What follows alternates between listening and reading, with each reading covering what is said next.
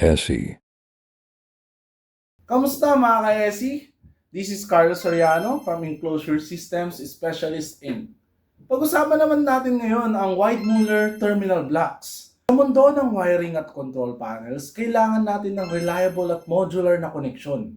Dito pumapasok ang terminal blocks para di magulo, di magkahalo-halo ang mga wirings mo. May iba't ibang klase ng terminal blocks. Merong screw type, spring clip, feed-through, ground blocks, you name it. Lahat certified para steady ang connectivity mo. Hawak ko ngayon dito ang isang klase ng terminal blocks. Tawag dito, snap-in terminal blocks. Bagong teknolohiya ng Weidmuller. Ipapakita ko sa inyo ngayon kung paano ito ginagamit. So, ang gagawin lang natin, kukuha lang tayo ng wire natin, ilalagay dito.